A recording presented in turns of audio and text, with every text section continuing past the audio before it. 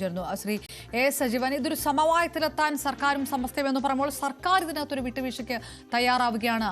അങ്ങനെ ഉള്ള ഒരു നിലപാടിലേക്ക് സർക്കാർ കടക്കുന്നു എന്നുള്ള ആരോപണം തന്നെയാണ് ഇനി പല ഭാഗങ്ങളിൽ നിന്നുണ്ടാവുക. ഇതേത് തരത്തിലേക്കുള്ള ഒരു സമവായമാണ് നടക്കുന്നത്?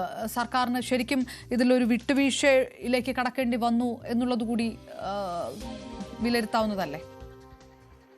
സർക്കാർ ഇതിൽ നിലപാട് മാറ്റത്തിലേക്ക് വരുന്നതിന് പ്രധാനപ്പെട്ട കാരണം വരാൻ പോകുന്ന തദ്ദേശ തെരഞ്ഞെടുപ്പിലും അത് കഴിഞ്ഞ് വരുന്ന നിയമസഭാ തെരഞ്ഞെടുപ്പിലും ഒക്കെ സമസ്തയുടെ പിന്തുണ അത് 2021 കിട്ടിയിട്ടുള്ള പിന്തുണയാണ്. പൂർണ്ണമായിട്ടല്ല, ലീഗിനെ അനുകൂലിക്കുന്നവരും എതിർക്കുന്നവരും അതിലുണ്ടെന്നുള്ള കാര്യം നമുക്കറിയാം. ലീഗിനെ എതിർക്കുന്ന ഒരു വിഭാഗമുണ്ട്. ആ വിഭാഗത്തിന്റെ പിന്തുണ കിട്ടുക എന്നുള്ള ലക്ഷ്യം തന്നെയാണ് ഇതിനുള്ളത്. അത് നേരത്തെ വഖഫ് ബോർഡിലെ നിയമനവുമായി ബന്ധപ്പെട്ട കാര്യം, അക്കാര്യത്തിൽ സർക്കാർ നിലപാടെടുത്തപ്പോൾ സമസ്തയും മുസ്ലിം ലീഗും എല്ലാ മുസ്ലിം സംഘടനകളും ശക്തമായിട്ട് രംഗത്ത് വന്നിരുന്നു. മുസ്ലിം ലീഗിന്റെ നേതൃത്വത്തിൽ ഒരു കോർഡിനേഷൻ കമ്മിറ്റി രൂപീകരിക്കുകയും ചെയ്തു.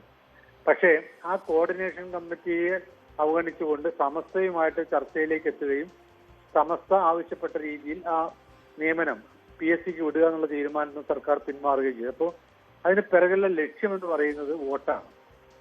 ഇപ്പോഴും ഈ നിലപാട് എടുക്കുന്ന ഇപ്പൊ ശിവൻകുട്ടിയുടെ ഈ നിലപാട് എന്ന് പറയുന്നത് അദ്ദേഹം പറഞ്ഞ സമസ്തയുമായി ചർച്ചയ്ക്ക് തയ്യാറാണ്. ഈ ഒരു കോടതി വിധിയുമായി ബന്ധപ്പെട്ട കാര്യത്തിലാണ് സർക്കാർ ഈ തീരുമാനം എടുത്തിട്ടുള്ളത്. അപ്പൊ എടുക്കുന്നതിന് മുമ്പേ വേണമെങ്കിൽ സർക്കാരിനൊക്കെ ചർച്ച ചെയ്യാമായിരുന്നു. അതിന് പകരം ഇപ്പോൾ ഇങ്ങനെ വിമർശനമൊക്കെ ഉണ്ടാകുമ്പോൾ സമസ്തയുമായിട്ട് നമുക്കറിയാവുന്ന പോലെ തന്നെ എല്ലാ മുസ്ലിം സംഘടനകളും ഇതിനെതിരെ രംഗത്ത് വന്നിട്ടുണ്ട്. ഈ മദ്രസ പഠനത്തെ ബാധിക്കണമെന്ന് പറഞ്ഞിട്ടുണ്ട്. മുസ്ലിം ലീഗും ഇതിനെതിരെ രംഗത്ത് വന്നിട്ടുണ്ട്. പക്ഷേ സമസ്തയുമായിട്ട് ചർച്ചയിലേക്ക് പോകുമ്പോൾ അതിന് പിന്നിൽ ആത്യന്തിക ലക്ഷ്യം എന്ന് പറയുന്നത് ഈ തെരഞ്ഞെടുപ്പ് വരാൻ പോകുന്നു, അത് തദ്ദേശ തെരഞ്ഞെടുപ്പ് വരുന്നു, അത് കഴിഞ്ഞിട്ട് നിയമസഭാ തെരഞ്ഞെടുപ്പ് വരുന്നു. അപ്പോഴൊക്കെ സമസ്തയുടെ പിന്തുണ കിട്ടണം. അതിനുവേണ്ടി മാത്രമാണ് ഇപ്പോഴത്തെ ഈ നിലപാട് മാറ്റം എന്ന് എനിക്ക് തോന്നുന്നു. അപ്പോഴും സമസ്തയുടെ മുഖപത്രത്തിൽ മന്ത്രി ആർ ബിന്ദുവിനെതിരെ രൂക്ഷമായ വിമർശനമുണ്ട്. ഒരു വശത്ത് സമവായ ചർച്ചകൾ നടക്കുമ്പോഴും ഒരു വിട്ടുവീഴ്ചയ്ക്ക് സർക്കാർ മുൻകൈ എടുക്കുമ്പോൾ പോലും ഈ തരത്തിൽ ഉള്ള ഒരു നിലപാടെടുക്കുന്നത് അത് ഒരു പക്ഷേ വരും ഇപ്പോൾ ഒരു തെരഞ്ഞെടുപ്പൊക്കെ വരുന്ന സമയത്തും ആ ഒരു ധാരണകളെ ചിലപ്പോൾ മോശമായിട്ട് ബാധിക്കാനുള്ള ഒരു സാധ്യതയുണ്ടോ? ഇല്ല, ഈ സുപ്രഭാതത്തിൽ വന്നിട്ടുള്ള ലേഖനം, അതായത് എഡിറ്റോറിയൽ ഭാഗത്ത് വന്നിട്ടുള്ള ലേഖനം, നേരത്തെ ഞായറാഴ്ചകളിൽ എഡിറ്റോറിയൽ ഉണ്ടാവില്ല, അതിന് പകരം ലേഖനമായിട്ടാണ് കൊടുക്കാറുള്ളത്.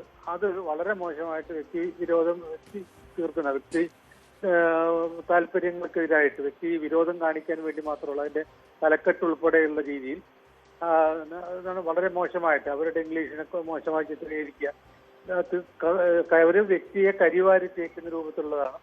അത് ഒരിക്കൽ പോലും അംഗീകരിക്കാൻ പറ്റാത്തതാണ്. എനിക്ക് തോന്നുന്നു അവിടെയും ഈ സമസ്തയുമായുള്ള ചർച്ചയ്ക്ക് തയ്യാറായി എന്ന് ശിവൻകുട്ടി പറയുമ്പോൾ അതിൽ പിന്നെ ജിഫ്രി മുത്തുക്കോയ തങ്ങളുടെ അനുകൂലമായിട്ട് നിലപാടുമുണ്ട്.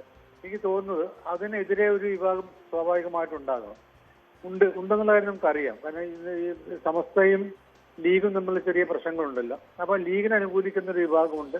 അതുമായി ബന്ധപ്പെട്ട ആളുകളായിരിക്കും ഇതൊരു ശക്തമായ രൂപത്തിൽ സർക്കാരിനെതിരെയുള്ള തിരിച്ചടി എന്ന രൂപത്തിൽ മന്ത്രി ബിന്ദുവിനെതിരെയുള്ള ഈ ലേഖനത്തിന്റെ പിന്നിലുള്ളതെന്നാണ് ഞാൻ കരുതുന്നത്.